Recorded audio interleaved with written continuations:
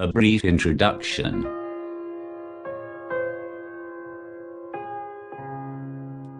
Nahjul Balagha is a collection of sermons, letters and miscellaneous sayings left as a memorial from Imam Ali, peace be upon him. This book is divided into 3 sections of sermons, letters and short sayings.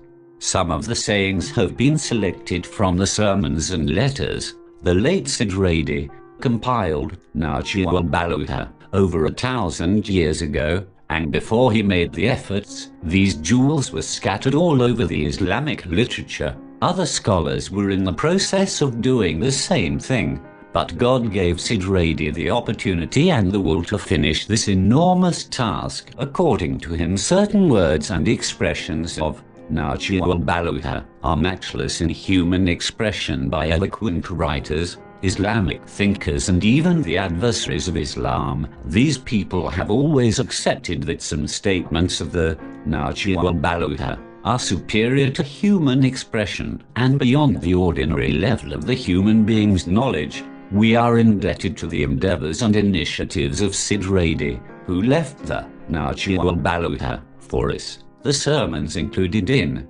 Nahjul Balagha were expressed and written by Imam Ali, peace be upon him, as a teacher and ruler and an Islamologist. Thus, in addition to reflecting the general lines of Islamic thought, these sermons and letters also cover daily matters, that is, the current problems and difficulties of Imam Ali life, peace be upon him. The importance of the Nahjul Balagha lies in 2 dimensions. First, it speaks about the fundamental of Islam, such as the matters concerning God, the human being, Islamic views of humanity, prophethood and its position in human history, a means of understanding Islam, and thus necessary for us to study. Secondly, the Nahjul Balagha refers to the social problems of a hypocritical society with which we deal today. Accordingly, this book can be a source of inspiration for us as regards to the social and political problems of life, and the possible solutions to them. The quality and eloquence of these very magnificent purports needs to be noted. It is these purports which make us appreciate the Nahjul Balagha now in this century more than a great scholar of the 4th century did. As a matter of fact, the human being has naturally faced so many hardships in the course of centuries that he or she understands Imam Ali's message and the call of Islam from his tongue more easily than those who lived centuries ago.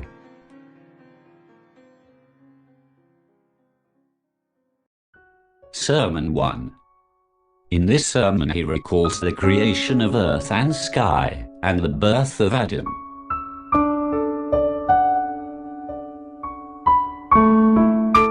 Praise is due to God, whose worth cannot be described by speakers, whose bounties cannot be counted by calculators, and whose claim to obedience cannot be satisfied by those who attempt to do so, whom the height of intellectual courage cannot appreciate, and the divings of understanding cannot reach. He for whose description no limit has been laid down, no eulogy exists. No time is ordained, and no duration is fixed.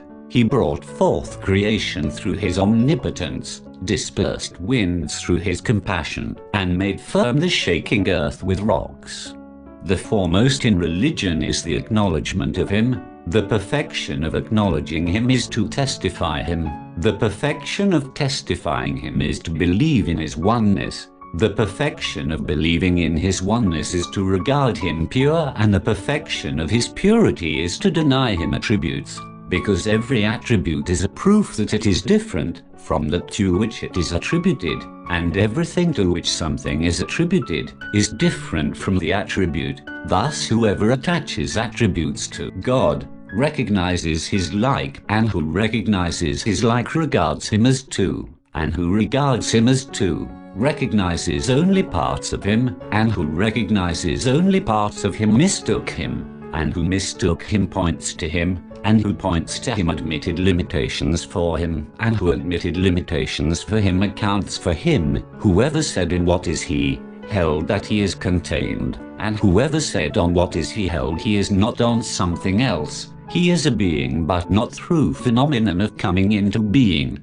He exists, but not from non-existence. He is with everything, but not in physical nearness. He is different from everything, but not in physical separation. He acts, but without connotation of movements and instruments. He sees even when there is none to be looked at from among his creation. He is only one, such that there is none with whom he may keep company, or whom he may miss in his absence.